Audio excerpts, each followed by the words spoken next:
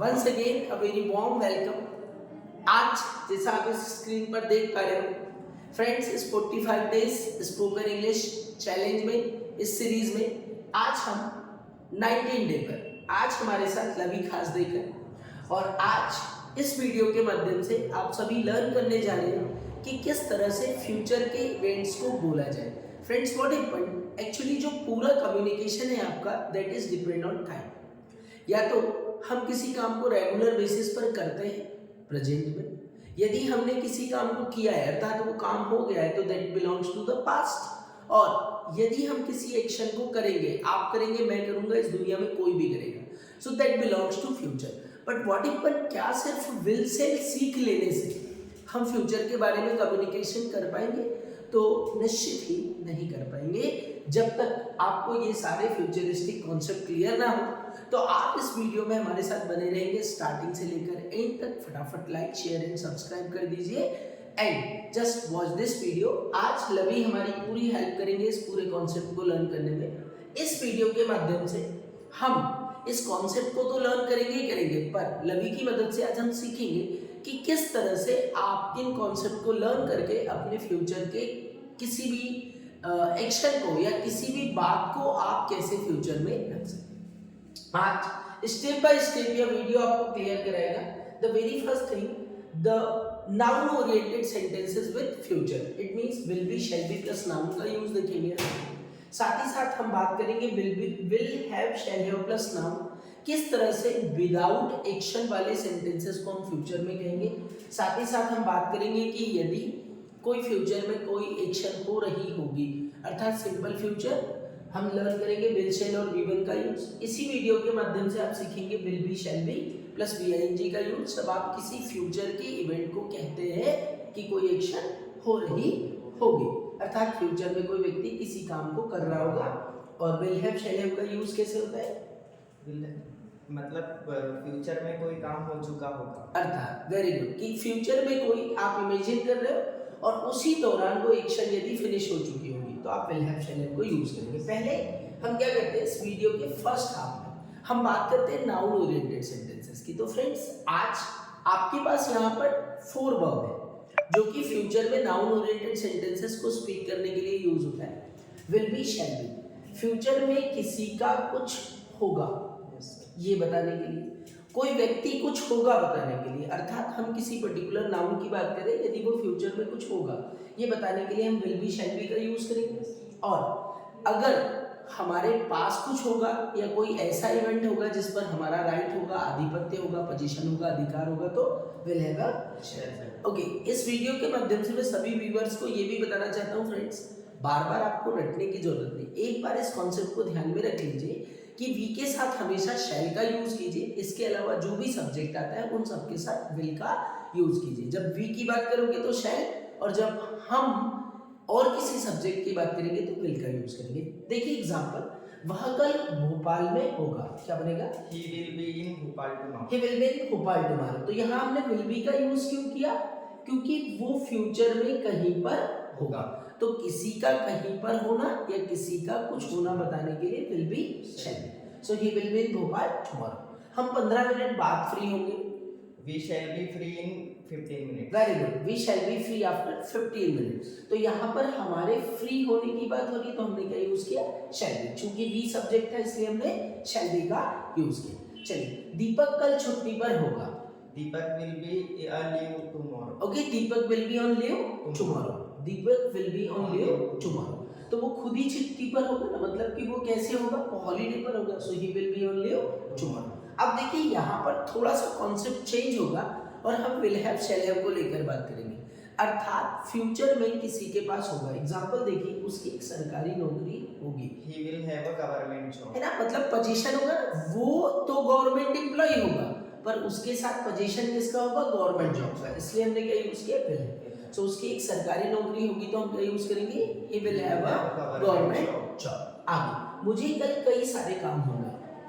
I will have many works tomorrow. I will have many works tomorrow. क्योंकि मैं तो कल आज वो जो हूँ वही रहूंगा, पर मेरे पास कल कामों की संख्या बढ़ जाएगी ना, और मैं उन काम को कर लूंगा तो वो पोजीशन कम हो जाएगी। तो इसीलिए हमने क्या यूज किया यहाँ पर will have। मुझे कल कई सारे काम होंगे, so I will have many work tomorrow. Okay, कुछ लोग आई शैल हैव का भी यूज करेंगे, that can be correct also. So friends, जब भी हमें किसी का फ्यूचर में कुछ होना बताना हो तो विल बी शैल बी, और किसी के पास कुछ होना फ्यूचर में बताना हो तो विल हैव शैल हैव का यूज करें। तो फ्रेंड्स, ये तो हमने अभी वन पार्ट कंप्लीट किया। अभी मैं सेकंड पार्ट पर ले चलता हूँ आपको, जिसमें हम बात करेंगे एक्शन ओरिएंटेड सेंटेंसेस की। ऐसे सेंटेंसेस जो कि फ्यूचर से हो परंतु उसमें एक्शन आती है, तो ऐसे स्टेटमेंट को कैसे बोलेंगे। But one thing that you keep in the mind friends, सिर्फ तुक्का लगा के कम्युनिकेट नहीं कर पाएंगे जब तक ये कॉन्सेप्ट को क्लियर नहीं करेंगे। लेट्स कम, अभी जो हम पहला यूज देख रहे हैं कि जब भी कोई Hindi statement, whenever a Hindi statement ends by verb plus gagi be, कैसे ट्रांसलेट करेंगे उसको, will और shall के साथ। ओके, उसमें किसका यूज होगा, will का। ठीक है। अगर आप will shall नहीं लगाते हो तो वो प्रेजेंट को कहेगा, पर वहीं पर अगर आपने will shall लगा लिया तो वो किसकी बात करेगा, फ्यूचर। जैसे सिंपल मुझे बोलना है कि मैं कल आऊंगा, I will come tomorrow. Okay, वे कल आएंगे, They will come tomorrow. Okay. मैं क्लास के बाद घर जाऊंगा, I will go to my home after this class. Super, I will go to home after this class. Simple. अच्छा, हम कंपटीशन जीत जाएंगे, We will win the competition. Okay, we will win the competition, पर we के साथ किसका use करेंगे, Shall। Shall. So we shall win the Competition। Competition. तो बहुत सिंपल है फ्रेंड्स। अगर आपको फ्यूचर इवेंट बोलना होगा, कुछ करूंगा, मैं करूंगा, आप करोगे, आपका पड़ोसी करेगा, आपके टीचर करेंगे, कोई भी करेगा, will be shall be plus V. आगे चलो, एक और कॉन्सेप्ट कि जब कोई हिंदी स्टेटमेंट वर्ब प्लस रहा होगा, रही होगी, रहेगी, अर्थात आपको कोई ऐसी बात करनी हो जो फ्यूचर में कंटिन्यू होगी, रहा होगा, रही होगी, रही। बच्चे खेल रहे होंगे, हम क्रिकेट खेल रहे होंगे, हम वर्ल्ड कप जीत रहे होंगे, लाइक कुछ भी, तो ऐसे स्टेटमेंट को ट्रांसलेट करने के लिए क्या यूज करेंगे, Will be shall be plus be. Will be shall be plus V. और एक चीज और आपको ध्यान रखना है कि जब भी आपको नेगेटिव बनाना है तो आप will not be and shall not B के साथ वीएनजी का यूज करेंगे। दिस फिनोमेना इज कंप्लीटली ठीक है। अभी कुछ प्रैक्टिस करते हैं। जैसे मैं बोलूं कि कोहली 99 रन पर खेल रहा होगा, Kohli will play on 99 runs. Will be playing, Kohli will be playing on 99 runs. Okay, Kohli will be playing on 99 Runs. Okay. हम इंग्लिश सीख रहे होंगे, We shall be learning English. We shall be learning English। English. हम class को enjoy कर रहे होंगे, We shall be enjoying the class. We shall be enjoying the Class। Class, okay. हम आपका इंतजार नहीं कर रहे होंगे, We shall not be waiting for you. We shall not be waiting for you. Simple है ना गाइस, कि फ्यूचर में कोई इवेंट अगर हो रहा होगा तो विल बी शैल बी और उसके साथ भी एनजी लगना है। पर कभी कभी क्या होता है डियर, हम सभी ड्रीमर्स हैं, कुछ सपने देखते हैं कि भाई इतनी तारीख तक, इस दिन तक मैं ये काम फिनिश कर चुका हूँ। फ्यूचर में किसी काम के कंप्लीशन को जब आपको एक्सप्रेस करना हो तो वहां पर एक कॉन्सेप्ट आपको चेंज करना पड़ेगा, and that concept will be will have shall have plus वी3। किसका कॉन्सेप्ट हो जाएगा, will have shall have plus वी3। Again the same thing, negative बनाएंगे तो will not have shall not have का यूज करना। तो कोई एक्शन अगर हो चुकी होगी तो उसके लिए किसका यूज करेंगे, Will have shall have will plus have will. Shall have. जैसे मैं बोलूं कि मैं इंग्लिश बोलना सीख चुका होगा, We will have learned to speak English. Super, we will have learn to speak English, पर वी के साथ shall, Shall. We shall have learn to speak English. आपको बोलना है कि मुझे यह चैप्टर समझ आ चुका होगा, I will have understood the lesson. Super, I will have understood this lesson. Lesson। चलिए आपको प्रैक्टिकल एग्जांपल में प्रैक्टिस कराना हो। रमेश कल आएगा, Ramesh will come tomorrow. Ramesh will come tomorrow. यहाँ पर विल बी और विल हैव नहीं, रमेश कल आएगा, सो रमेश विल कम टुमारो। वह आपकी बात नहीं सुनेगा, He will not listen to you. Super, he will not listen to you, वह आपकी बात नहीं सुनेगा। मतलब आपकी बात या आपको नहीं सुनेगा, एक ही बात है, ठीक है। सो वो आपकी बात नहीं सुनेगा, he will not listen to you. अच्छा, क्या आप मेरा इंतजार करोगे, Will you wait for me? Will you wait for Me। Me. आप बोलिए कि हाँ सर मैं आपका इंतजार करूंगा, Yes, I will wait for you. Yes I will wait for you. No बोल रहे हैं तो No, I will not wait for you. I will not wait for you. चलिए, आप कौन सी कार खरीदोगे बताओ जरा, Which car will you purchase? Super, which car will you purchase या which car will you Buy. तो बोलिए भी आपकी dream car, I will buy Mercedes. Super, he will buy Mercedes. आप कौन सी कार खरीदोगे? कमेंट में जरूर मेंशन करिएगा. चलिए आगे हम एक और सेंटेंस देखते हैं. ओके, सुरेश अभी पार्क में बैठा होगा. Suresh will be sitting in the park. Super, Suresh will be sitting in the park. क्यों? क्योंकि यहाँ बैठ रहा होगा नहीं, बैठा हुआ होना इज गोइंग ऑन ना, कंटिन्यू चल रहा है. So Suresh will be sitting in the park. Suresh will be sitting in the park. उसकी क्लास चल रही होगी. His class will be going on. Going on, कोई भी चल रहा होता है फ्यूचर में तो हम किसका यूज करते हैं? गोइंग ऑन का. So his class will be going on. His class will be going on. आगे समझ में. अब हम बात करते हैं कि अगर फ्यूचर में कोई इवेंट हो चुका होगा तो उसे हम विल हैव, शैल हैव और वी थ्री की मदद से कहेंगे. चलिए आप इस टॉपिक को समझ चुके होंगे कैसे बनाएंगे. बोलिए इंग्लिश में. You will have. You will have understood the topic. Superb. You will have understood this topic. Bharat world cup जीत चुका होगा. India will have won the World Cup. India will have won the World Cup. So friends, keep in the mind. बात को ध्यान रखिए. Future के event को बोलने के लिए ये 5 टिप्स आपको हमेशा काम आएगी. आप फ्यूचर के किसी भी इवेंट को इस कॉन्सेप्ट की मदद से बोल सकते हो. Will be, shall be plus now. Now.